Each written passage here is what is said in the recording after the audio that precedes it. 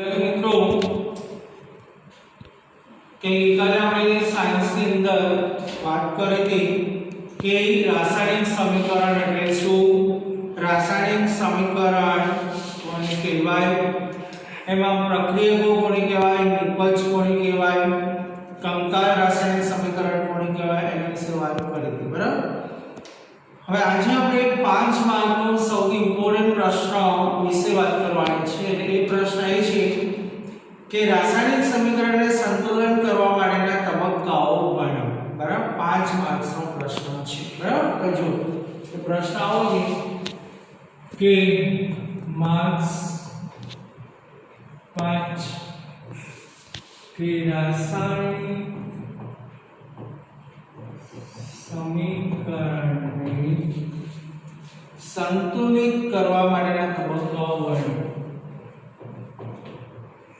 સંતુલિત કરવા માટેના તબક્કાઓ ગણો. બરાબર. તો હવે સૌથી પહેલા કે રાસાયણિક સમીકરણને આપણે સંતુલિત કરવું હોય તેના અલગ અલગ તબક્કાઓ છે. બરાબર.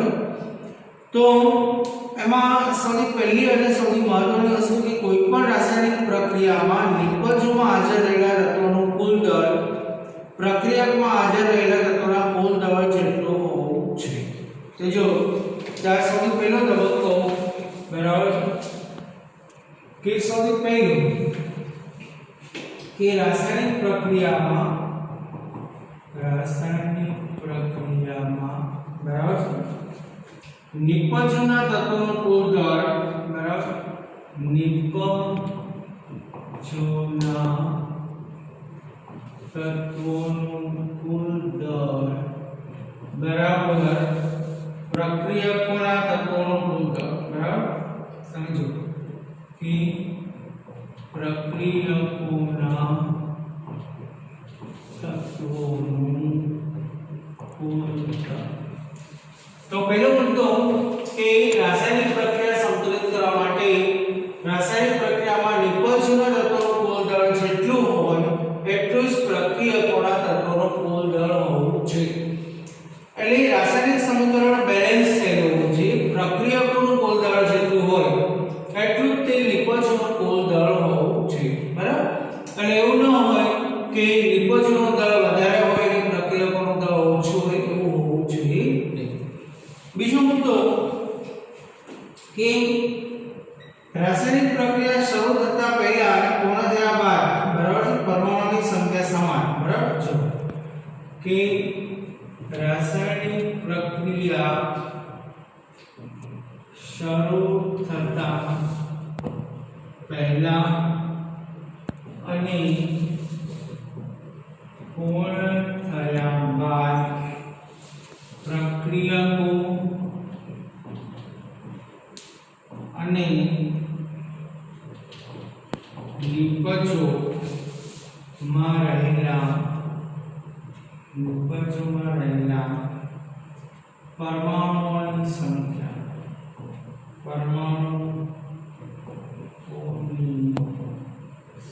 પ્રક્રિયકો અને નિપજોમાં રહેલા પરમાણુઓની સંખ્યા સમાન રહે છે. તો રાસાયણિક પ્રક્રિયા શરૂ થતા પહેલા અને પૂર્ણ થયા બાદ પ્રક્રિયકો અને નિપજોમાં રહેલા પરમાણુઓની સંખ્યા સમાન રહે છે. એટલે એનો અર્થ શું કે કોઈ પણ રાસાયણિક પ્રક્રિયા છે આપણે શરૂ કરી બરાબર એ પહેલા બરાબર જેટલા ડાબી અને જમણી બાજુ જે પ્રક્રિયકો અને નિપજોની પરમાણુ અને પૂરી થયા બાદ રાસાયણિક પ્રક્રિયા શરૂ થતા પહેલા અને પૂર્ણ થયા બાદ પ્રક્રિયકો અને નિપજોમાં રહેલા પરમાણુની સંખ્યા સમાન હોવી જોઈએ. એટલે પ્રક્રિયકોમાં જેટલા પરમાણુ ડાબી બાજુ હોય એટલા જ પરમાણુ જમણી બાજુ હોવા જોઈએ. એટલે ડાબી અને જમણી બાજુ બંને બાજુ પરમાણુની સંખ્યા કેવી હોવી જોઈએ? સમાન રહેવી જોઈએ. પછીનો મુદ્દો કે કંકાલ રાસાયણિક સમીકરણને સંતુલિત કરો. હવે કંકાલ સંતુલિત કર્યા વગર બરાબર તો એવા સંતુલિત કર્યા વગરનું કોઈ સમીકરણ હોય એને આપણે સંતુલિત હંમેશા કરવું, બરાબર? એટલે તમે જો તમને ખ્યાલ આવશે કે ડાબી બાજુ અને જમણી બાજુ પ્રક્રિયકો અને નિપજોના પરમાણુઓને સમાન બનાવવા એટલે સંતુલિત કરવું કે અહીં વિકલ્પ આપણે જોયું. ઉદાહરણ તરીકે આપણે લઈએ, દાખલા તરીકે ફેરિકની પાણી સાથેની પ્રક્રિયા કરીએ તો Fe3O4 H2 બરાબર. તો આ ફેરસથી પાણી સાથેની પ્રક્રિયા કરતા Fe3O4 H2 વાયુ ઉત્પન્ન થાય છે, બરાબર. તો આના સંતુલિત કરવાના જે તબક્કાઓ છે, બરાબર, તે સૌથી પહેલા કે તબક્કો નંબર 1, જો પહેલો તબક્કો, બરાબર, કે રાસાયણિક સંતુલિત કરવા માટે, બરાબર, સંતુલિત કરવા બોક્સ બનાવો, બરાબર. જો હવે આપણે Fe છે એને આપણે એક બોક્સમાં મૂક્યું, H2O છે એને આપણે એક બોક્સમાં મૂક્યું, it is Fe3O4 આને આપણે એક બોક્સમાં મૂક્યું અને H2 આને આપણે એક બોક્સમાં, બરાબર. હવે તો જો તમને ખ્યાલ આવશે, બરાબર, જો આ રાસાયણિક સમીકરણ છે, બરાબર, આ કંકાલ છે એટલે કારણ કે આપણે એને સંતુલિત કરવાનું બાકી છે, બરાબર. હવે તમે જુઓ કે આ રાસાયણિક પ્રક્રિયાની અંદર પ્રક્રિયકો અને નિપજો છે એને એક બોક્સમાં મૂકવાનું. બીજો તબક્કો તમે જુઓ કે અસંતુલિત ઘટકોની યાદી બનાવો. અસંતુલિત ઘટકોની યાદી બનાવવી. એટલે આની અંદર અસંતુલિત ઘટકો કયા જો Fe1 છે ને Fe3 છે, ઓક્સિજન 1 છે તે ઓક્સિજન 4 છે, હાઇડ્રોજન 2 તો હાઇડ્રોજન 2 છે. તો જે અસંતુલિત છે એની આપણે યાદી બનાવવાની છે. તો જો એમાં Fe, બરાબર, H અને ઓક્સિજન. તો પ્રક્રિયકો અહીંયા આપણે પ્રક્રિયકો અને આ નિપજ, બરાબર. તો પ્રક્રિયકોની અંદર Fe1 છે જ્યારે નિપજોની અંદર Fe કેટલા છે 3 છે. Fe1 છે નિપજોની અંદર Fe3 છે. પછી હાઇડ્રોજન અહીંયા 2 છે અહીંયા 2 છે એ તો સંતુલિત જ છે, બરાબર. હાઇડ્રોજનને સંતુલિત કરવાની જરૂર નથી. અને ઓક્સિજન આ બાજુ 1 છે અને અહીંયા ઓક્સિજન કેટલા છે તો કે 4 છે, બરાબર. તો જો હવે આવા સંદર્ભોની અંદર કે સૌપ્રથમ પ્રક્રિયકો અને નિપજોના જે અસંતુલિત ઘટકો છે એને આપણે યાદી બનાવવાની અને યાદી બનાવીને આ રીતના અસંતુલિત ઘટકો છે એને આપણે મૂકવાના, બરાબર. ત્યારબાદ ત્રીજો તબક્કો,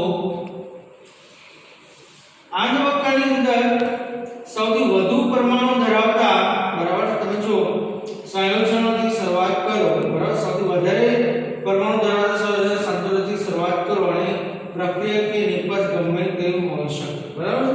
તો જો એ સૌથી વધુ તમે જો સૌથી વધુ પરમાણુ વાળા, બરાબર, ઘટકો થી શરૂ કરી અને સૌથી ઓછા પરમાણુ સુધી લો. એટલે જો કે આપણે જોઈએ કે અહીંયા Fe3 છે, Fe1 છે, તો સૌથી વધારે પરમાણુ ઓક્સિજન 4 છે, ઓક્સિજન 1 છે, તો અહીંયા આપણે 4 મૂકવો પડે. તો જો સૌપ્રથમ કે એ રીતના આપણે એને સંતુલિત કરવાનું હોય છે, બરાબર. તો જો બીજું કે પરમાણુને સંતુલિત કરવા માટે, બરાબર, પરમાણુને સંતુલિત કરવા માટે સંતુલિત કરતી વખતે, બરાબર, જો કે સંતુલિત કરવા માટે કોઈ સહગુણક મૂકો, કોઈ સંખ્યા કે સહગુણક મૂકો, બરાબર. જો જસ્ટ ફોર એક્ઝામ્પલ આપણે સમજતા છીએ કે ભાઈ અહીંયા ઓક્સિજન 4 છે, અહીંયા ઓક્સિજન 1 છે, અહીંયા આપણે 4 મૂકી દઈએ તો 4 ઓક્સિજન અહીંયા 4 ઓક્સિજન બે સરખું થઈ ગયું એટલે આપણે કોઈ પણ સહગુણક મૂકવાના આવે છે જસ્ટ ફોર એક્ઝામ્પલ આપણે લઈએ કે Fe plus 4H2O it gives Fe3O4 plus H2 તો આની અંદર આપણે અહીંયા જે 4 મૂકેલો છે બરાબર છે તો એ ઓક્સિજનની સંખ્યા સરખી કરવા માટે આપણે 4 મૂકેલો છે બરાબર છે ત્યાર પછીનો મુદ્દો બરાબર ત્યાર પછીનો તબક્કો જે છે અહીંયા જો તો તમને ખ્યાલ આવશે કે ત્યાર પછીનો જે તબક્કો છે પછીના તબક્કાની અંદર ત્યારબાદ અન્ય ઘટકોના પરમાણુઓ સંતુલિત કરો જેમ કે જો આ ફેરસ 3 છે તો અહીંયા ફેરસ 1 છે તો આપણે અહીંયા 3 મૂકવો પડે અહીંયા કેટલા મૂકવા પડે 3 મૂકવા પડશે બરાબર તો જો કે 3 આ Fe plus 4H2O તો આપણે મૂકેલો છે તો Fe3O4 વત્તા H2 હવે આપણે જોયું કે Fe3 થઈ ગયું બરાબર એ ઓક્સિજન 4 થઈ ગયા ઓક્સિજન 4 થઈ ગયા હવે તમે જુઓ કે ત્યારબાદ પાંચમા તબક્કાની અંદર બરાબર કે હાઇડ્રોજનની સંખ્યા સંતુલિત કરો હવે આપણે જોઈએ કે અહીંયા હાઇડ્રોજન જે છે એ 4 તો 8 હાઇડ્રોજન છે બરાબર અહીંયા હાઇડ્રોજન કેટલા છે 4 છે 2 છે તો 2 ચોક 8 થાય એટલે આપણે 4 મૂકવો પડે તો 3Fe plus 4H2O બરાબર છે તો જો it gives Fe3O4 વત્તા 4H2 બરાબર તો જો હવે આપણે ગણી લઈએ કે ફેરસ 3 અહીંયા ફેરસ 3 અહીંયા 4 તો 8 હાઇડ્રોજન 4 તો 8 હાઇડ્રોજન ઓક્સિજન 4 ઓક્સિજન 4 તો આમ ઉપરોક્ત રાસાયણિક સમીકરણ જે છે આ સંતુલિત બરાબર આ સંતુલિત સમીકરણ છે સંતુલિત સમીકરણ છે ત્યારબાદ આપણે જોઈએ તો તમને ખ્યાલ આવશે બરાબર કે તેની ભૌતિક અવસ્થા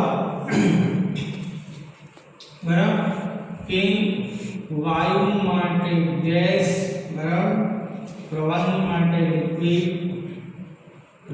માટે લિક્વિડ અને ઘન માટે સોલિડ બરાબર વગેરે અને જલીય દ્રાવણ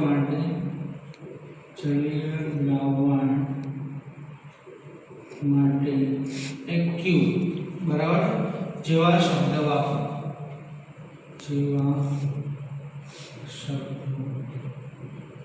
બરાબર તો આ રીતે તમે જો તમને ખ્યાલ આવશે કે આપણે રાસાયણિક સમીકરણ છે એ સંતુલિત કરી શકીએ છીએ જો ફરીવાર રાસાયણિક સમીકરણને સંતુલિત કરવા માટે તબક્કાઓ મેળવો તો રાસાયણિક પ્રક્રિયામાં નિપજોના પહેલો મુદ્દો નિપજોના તત્વોનું કુલ દળ જેટલું હોય બરાબર એટલું જ તે પ્રક્રિયકોના તત્વોનું કુલ દળ હોવું જોઈએ આ નિપજોનું જસ્ટ ફોર એક્ઝામ્પલ કે નિપજોનું દળ 25 મોલ હોય તો પ્રક્રિયકોનું દળ પણ 25 મોલ હોવું જોઈએ બીજું કે રાસાયણિક પ્રક્રિયા શરૂ થતા પહેલા અને પૂર્ણ થયા બાદ પ્રક્રિયકો અને નિપજમાં પરમાણુની સંખ્યા સમાન રહેવી જોઈએ એટલે પ્રક્રિયકો અને નિપજોમાં જેટલા પરમાણુઓ ડાબી બાજુ હોય એટલા જ પરમાણુઓ જમણી બાજુ હોય એટલે ડાબી અને જમણી બાજુ રહેલા તત્વોના પરમાણુઓ ભિન્ન હોવા જોઈએ નહીં બીજું કંકાલ રાસાયણિક સમીકરણને સંતુલિત કરવું હવે રાસાયણિક સમીકરણ જો આ કંકાલ રાસાયણિક સમીકરણ છે એને સંતુલિત કરવું Fe + H2O Fe3O4 + H2 આ કંકાલ હવે સંતુલિત કરવા માટે પહેલા તો બધું સંતુલિત કરવા માટે બોક્સ બનાવવું છે આ પ્રક્રિયકો છે એને બોક્સમાં મૂકો નિપજોને બોક્સમાં મૂકો ત્યારબાદ અસંતુલિત ઘટકોની યાદી બનાવો હવે યાદી બનાવવાની કે જે Fe3 છે Fe1 છે એ આપણે લેવું પડે આ સંતુલિત છે બીજું હાઇડ્રોજન 2 છે એ હાઇડ્રોજન તો સરખા જ ઓક્સિજન 1 છે ઓક્સિજન 4 છે તો FeHNO બરાબર પ્રક્રિયકો અને નિપજોમાં ઘટકો કેટલા છે પ્રક્રિયકોમાં Fe1 છે નિપજોમાં Fe3 છે હાઇડ્રોજન પ્રક્રિયકોમાં 2 છે નિપજમાં 2 ઓક્સિજન પ્રક્રિયકમાં 1 નિપજમાં 4 બરાબર તારી યાદી બનાવો બીજું સૌથી વધારે પરમાણુવાળા ઘટકોથી શરૂ કરી સૌથી ઓછા પરમાણુઓ સુધી લો હવે સંતુલિત કરતી વખતે તમે જો કે આપણે સૌથી વધારે પરમાણુવાળો ઓક્સિજન 4 છે બરાબર તો અહીંયા 4 આવે એ રીતનું આપણે લેવું જોઈએ બીજું સંતુલિત કરતી વખતે કઈ સંખ્યા કે સહગુણક મૂકો એટલે શું કે જ્યારે આપણે સંતુલન કરવાનું હોય ત્યારે જે બાજુ ઓછું હોય એ બાજુ સંખ્યા મૂકવાની ધારો કે Fe + 4H2 Fe3O4 + H તો અહીંયા તમે જો તમને ખ્યાલ આવશે કે ઓક્સિજન 4 છે ઓક્સિજન 1 છે એટલે ચોકડો મૂકવાનો ત્યારબાદ અન્ય ઘટકોના પરમાણુઓને સંતુલિત કરો ત્યારબાદ બીજા જે ઘટકો જે છે એટલે ઓક્સિજન પછી હાઇડ્રોજન પછી ફેરસ બધા ઘટકોને સંતુલિત કરો ધારો કે જે Fe3 છે Fe1 છે તેના આગળ ચોકડો મૂક્યો જે Fe4H2 Fe3O4 + H ત્યારબાદ આપણે જોઈએ કે હાઇડ્રોજનની સંખ્યા સંતુલિત કરો હવે હાઇડ્રોજન પહેલા બેમાં સમાન હતું પણ હવે જ્યારે આ બેને આપણે સંતુલિત કર્યા ત્યારે હાઇડ્રોજનની સંખ્યા બદલાઈ તો હાઇડ્રોજનની સંખ્યા સમાન કરવા માટે આપણે શું કરવાનું તો હાઇડ્રોજનના પરમાણુ બનવાના 4 * 8 અહીંયા 2 છે તો અહીંયા 4 વડે ગુણતા આ સંતુલિત થાય તો 3Fe 4H2 Fe3O4 એ 4 મૂકી દઈએ 4 * 8 હાઇડ્રોજન હવે ગણી લેવાના છે फेरस 3 ऑक्सीजन 4 हाइड्रोजन 4 * 8 हाइड्रोजन 4 * 8 આ સંતુલિત સમીકરણ છે છેલ્લો મુદ્દો કે સમીકરણ સંતુલિત કર્યા બાદ એની અવસ્થાઓ ખાસ મૂકવાની તેની ઘન અવસ્થા છે બરફ પ્રવાહી છે કે વાયુ છે જો વાયુ અવસ્થા હોય તો સાઈડમાં G મૂકવાનું પ્રવાહી અવસ્થા હોય તો L મૂકવાનું ઘન અવસ્થા હોય તો S મૂકવાનું જલીય દ્રાવણ હોય एसिडिक के बेसिक कोई जलीय द्रवण हो એની માટે એક્યુરસ એવા શબ્દ મૂકવાનો આ બધા શબ્દો જે છે એને કૌંસમાં મૂકવાનો આમ છેલ્લે જે આપણને જગ્યા મળે એ પરફેક્ટ સંતુલિત રાસાયણિક સમીકરણ હશે